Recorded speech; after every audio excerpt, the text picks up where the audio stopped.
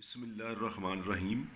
Dear students, आज हम पढ़ेंगे बायोलॉजी 9th क्लास की chapter number 2 lesson number 4 malaria की जो स्टडी चल रही थी उसका आखिरी क्वेश्चन जो उसको 6 क्वेश्चन में हमने डिवाइड किया था। छठा क्वेश्चन ये था कि इंसान के अंदर जो है प्लाज्मोडियम कहाँ से आता है, और दूसरा उसका सवाल ये बना था कि मॉस्किटोज़ जो हैं वो मलेरिया को फैलाने की वजह है या उसमें शामिल हैं।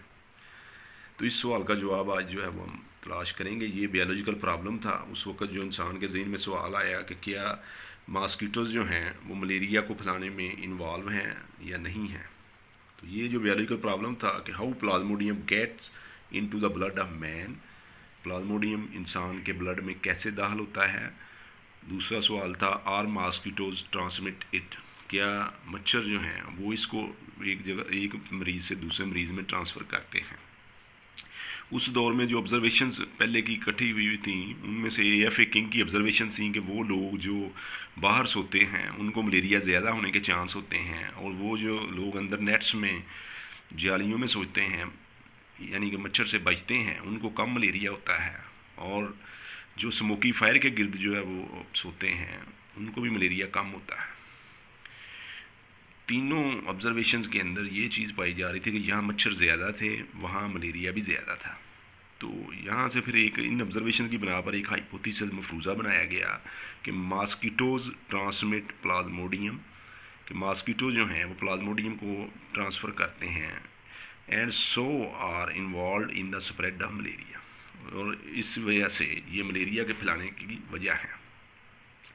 इस मफरूज़े को अब साबित करना था कि वाकई ये सही है कि नहीं है। इसमें से डिडक्शंस आगे सवाल हल किया गया फिर कि प्लाज्मोडियम शुड प्रेजेंट, अगर तो मॉस्किटो इसकी वजह है तो मॉस्किटो के अंदर प्लाज्मोडियम मौजूद होना चाहिए। और दूसरी चीज़ ये थी कि mosquito can get Plasmodium by biting malarial patients, कि मलेरिया का जो मरीज़ है उसको जब मॉस्किटो काटेगा तो वहाँ से जो है वो प्लाज्मोडियम मलेरिया जो है मच्छर के अंदर आना चाहिए। इसके ऊपर मुख्तलिफ एक्सपेरिमेंट हुए। रोनाल्ड रॉस एक ब्रिटिश आर्मी का फिजिशियन था जो उस वक्त इंडिया में काम कर रहा था, तो उसने स्पैरोज़ के ऊपर जो है वो इसके एक्सपेरिमेंट किए, मशहूर हुए। दो किस्म की मच्छर की उस वक्त किस्में थीं। एनोफिलीज़ फीमेल मॉस्किटो था जो इंसानों के अंदर मलेरिया फैलाने का बायस बनते थे, और क्यूलेक्स एक फ़ीमेल मॉस्किटो था जो स्पैरोज़ के अंदर मलेरिया फैलाने का बायस बनता था। तो उसने रोनाल्ड रॉस ने क्या किया कि एनोफ्लीज मॉस्किटो जो थी फीमेल मॉस्किटो उसको उसने मलेरिया के जो मरीज़ थे उनको काटने दिया। अब जब उन्होंने काट लिया तो मच्छर उसने जमा कर लिए। उनमें से कुछ दिनों के बाद कुछ मच्छर जो हैं उसने मार कर उनके ब्लड में चेक किया तो उनमें प्लाज्मोडियम मौजूद था, और उनके मॉस्किटोज़ जो स्टमक के जो मॉस्किटो थे उनके अंदर वो उसने देखा कि वो मल्टीप्लाई हो रहा है, यानी वो अपनी डिवाइड हो रहा है, 1 से 2, 2 से 4 ऐसे बढ़ रहा था। अब अगला सवाल ये था कि मच्छर के अंदर तो आ गया, अब ये जो मच्छर जो खुद जिसके अंदर प्लाज्मोडियम है जब ये हेल्दी पर्सन को काटेगा तो ये ट्रांसमिट हो जाना चाहिए उसमें।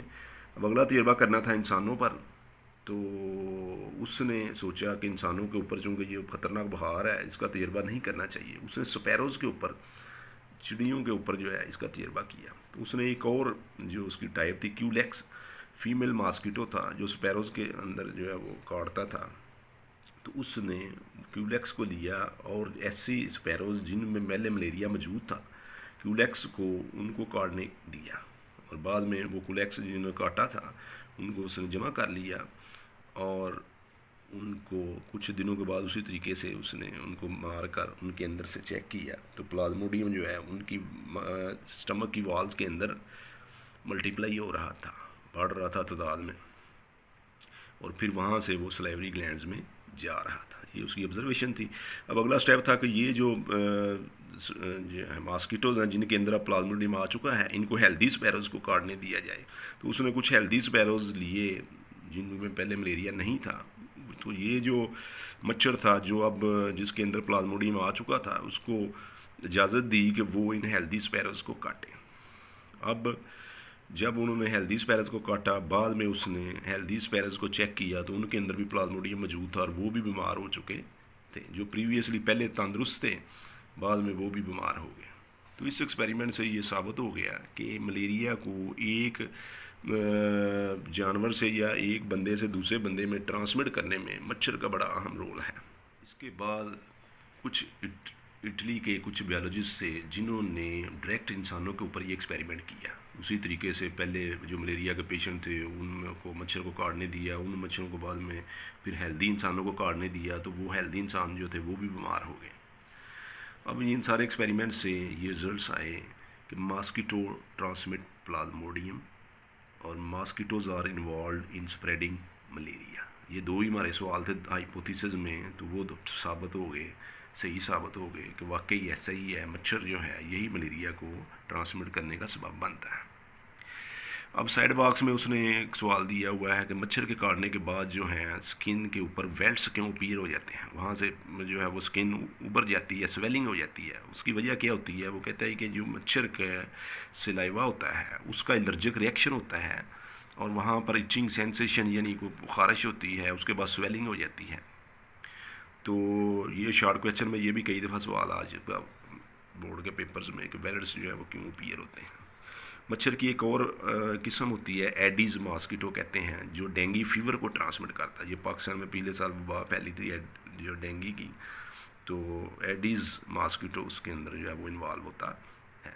यहाँ तक आज आपका स्टडी ऑफ मलेरिया जो है वो ख़त्म हो चुका है। चूँकि स्टडी ऑफ मलेरिया में हम बायोलॉजिकल मेथड को भी स्टडी कर रहे थे, और बायोलॉजिकल मेथड में वही स्टेप्स थे कि पहले प्रॉब्लम को रिकॉग्नाइज़ करना, उसके बाद हाइपोथेसिस बनाना, डिडक्शन, ये जो सारे 7 स्टेप्स थे वो सारे के सारे जो हैं वो हमने साथ साथ स्टडी किए। तो ये सवाल आज हमारा जो है वो ख़त्म हो चुका।